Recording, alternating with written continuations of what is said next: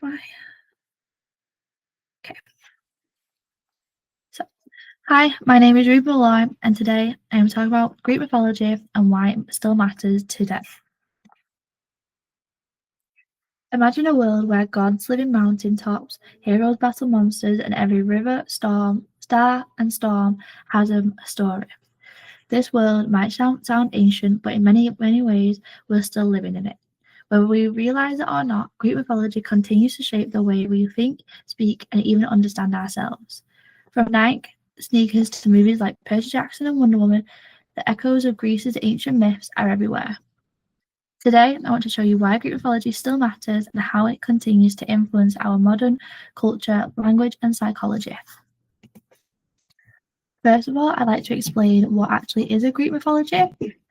And this is stories from ancient Greece that explain nature, human behavior, and the divine. The central figures that are mainly included within these stories are Zeus, Athena, Poseidon, Hades, and many more.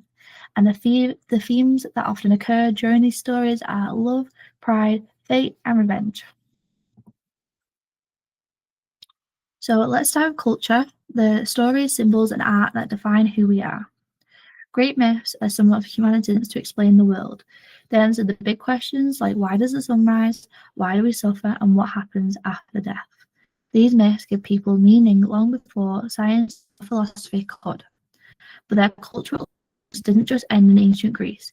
It's been passed down through centuries of art, literature, and media.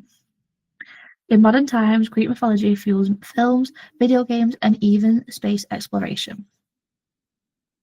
NASA has named missions after mythological figures like Apollo, Artemis, and Orion. Each name carries a symbolic connection to qualities deeply rooted within these ancient stories. In visual art, the impact is just as strong. Painters of the Renaissance, like Botticelli, used mythological subjects to explore human beauty and emotion. His painting, The Birth of Venus, was inspired by the goddess of love and is still one of the world's most famous images. Literature writers from Shakespeare to J.K. Rowling have drawn on Greek mythology. Shakespeare's Troilus and Cressida retells the story of the Trojan War, and Mary Shelley's Frankenstein echoes the myth of Prometheus, the titan who stole fire from the gods and paid the price. Even today, the Percy Jackson series reimagines Greek gods living in modern America and it's inspired millions of young readers to explore mythology. So whether it's on page, on canvas, or in the stars, Greek mythology continues to give our culture its language of imagination. Now let's talk about something that we use every day, language. Even if you've never studied mythology, you probably use words and expressions that come straight from it. When someone has a Midas touch, it means that they can turn anything into success, a reference to King Midas who literally turned everything into gold. When someone says open Pandora's box, we mean they've unleashed trouble, just like Pandora did when her curiosity led her to open the forbidden jar. And if you've ever faced an Achilles heel, you're referring to the hero Achilles, whose only weakness was his heel. Even the term narcissism comes from Narcissus, the young man who fell in love with his own reflection, which brings These myths live in our expressions, metaphors, and brand names. Think about it. Nike, the goddess of victory, lends her name to one of the biggest athletic brands in the world. Amazon, named after the fierce driver warrior women, symbolizes strength and independence. Greek myths aren't just about gods and monsters. They're about people. They explore jealousy, pride, love, grief, ambition, and fear. The same emotions we deal with day to day. That's why psychologists, especially Carl Jung and Sigmund Freud, found them so valuable. Freud used Greek myths to explain universal behaviors. His famous Oedipus complex, for instance, was named after Oedipus, the tragic hero who unknowingly fulfilled a prophecy by killing his father and marrying his mother. Freud used that story as a metaphor for complex family dynamics and unconscious desires. Carl Jung went even further. He believed that mythological figures represent archetypes, universal patterns of behavior that appears in every culture's stories. The hero, the mentor, the shadow. We see them not only in Greek myths, but also in movies, books, and even our own dreams.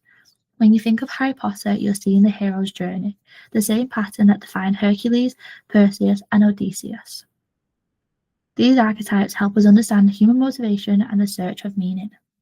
In short, Greek mythology became one of the earliest mirrors of the human mind, and that mirror still helps psychologists, writers, and thinkers explore what makes us human.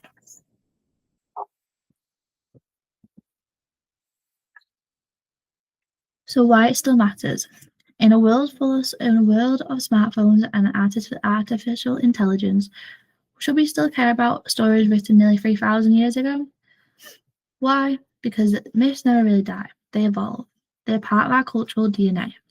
First, they teach us about ourselves.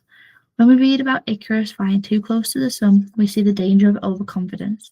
When we hear about Pandora's curiosity, we recognize our own human need to seek knowledge. Even when it's risky, these lessons are timeless. Second, they connect us to the past. Myths are the bridge between ancient and modern minds. When we study them, we're not just learning about Greece, we're learning about humanity's first attempts to make sense of life. And in third, they fuel creativity. Artists, filmmakers, and writers continue to reinterpret these stories because they offer endless possibilities. Every generation finds something new in them, a new angle, a new meaning, a new reflection of modern struggles. Even science and technology borrow from the myth. Artificial intelligence, for instance, often reflects the myth of Prometheus, the human desire to create something powerful, even at a great risk. Myths remind us that every innovation comes with responsibility. Here, I just more pointed out the modern parallels of war.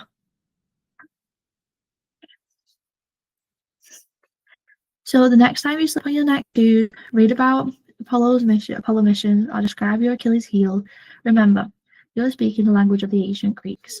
Their myths may have begun as stories told around a fire, but they become the foundation of how we describe power, love, ambition, and identity.